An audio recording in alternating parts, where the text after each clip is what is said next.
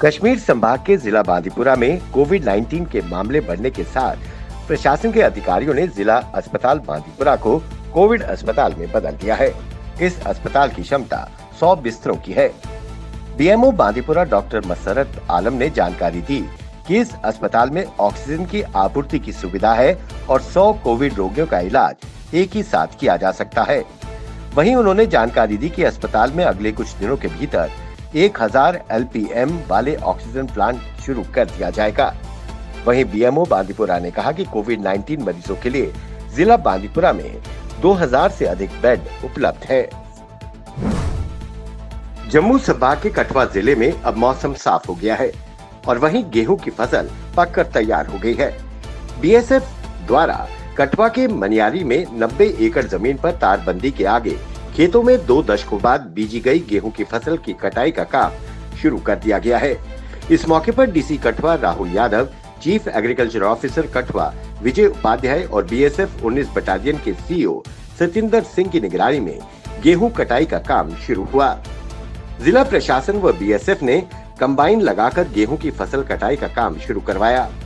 बारिशों की वजह से कटाई का काम प्रभावित हुआ था। अब मौसम साफ होने से कटाई का काम जोरों से किया जा रहा है। वहीं बीएसएफ के सीईओ सतिंदर सिंह ने कहा कि बीएसएफ के जवान किसानों का पूरा सहयोग कर रहे हैं।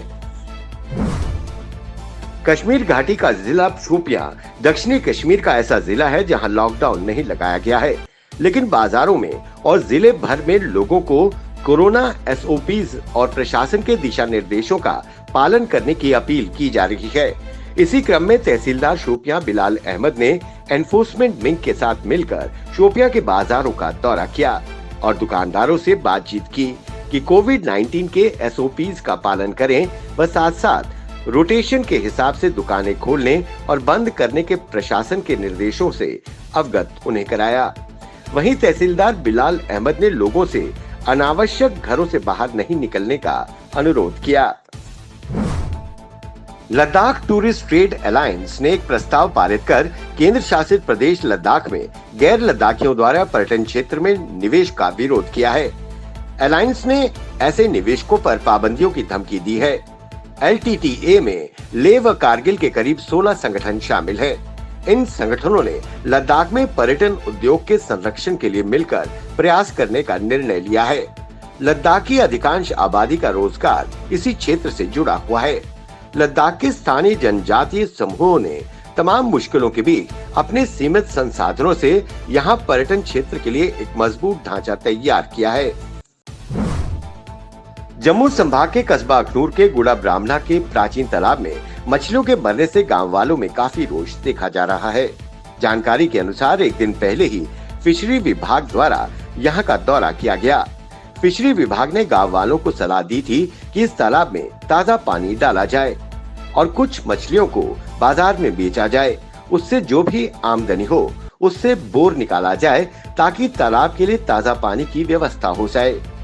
वहीं अब सरपंच और गांव वालों ने बैठक में फैसला लिया है कि फिशरी विभाग द्वारा दी गई सलाह को अमली जामा पहनाया जाएगा।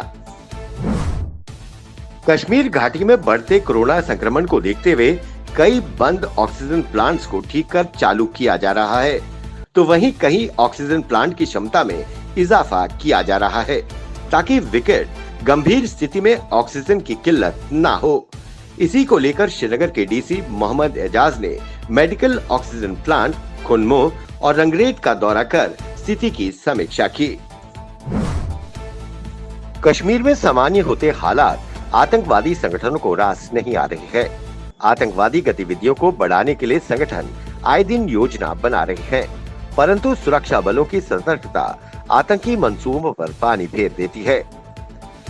कल एक बार फिर आतंकी संगठनों ने अनंतनाग के सुदूर इलाके के रेलवे स्टेशन के नजदीक आईडी लगाने का प्रयास किया, परंतु समय रहते सुरक्षा बलों ने उसका पता लगा लिया। बम निरोधक दस्ते द्वारा उसे निष्क्रिय बना देने के बाद पुलिस ने आईडी के सामान को जब्त कर लिया। यही नहीं, आईडी लगाने की योजना बना रहे आतंकियों की तलाश के लिए सुरक्षा बलों ने आसपास के इलाके में सर्च ऑपरेशन भी चलाया हुआ है। मां वैष्णो देवी के दर पर कोरोना के बढ़ते प्रकोप के चलते सन्नाटा पसरने लगा है।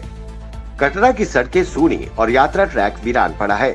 बामुश्किल 1000 श्रद्धालु मां के दरबार पहुंच रहे हैं, जबकि कुछ हफ्ते पहले औसतन 14 से 15,000 श्रद्धालु मां के दरबार में माथा टेकने पहुंचते थे। होटल खाली पड़े हैं। श्रद्धालुओं की कमी के चलते 5,500 से अधिक घोड़े और पिट्ठू वाले अपने अपने घर लौट गए हैं। होटल, रेस्टोरेंट, प्रसाद के कारोबारियों को रोजाना करोड़ों का नुकसान हो रहा है।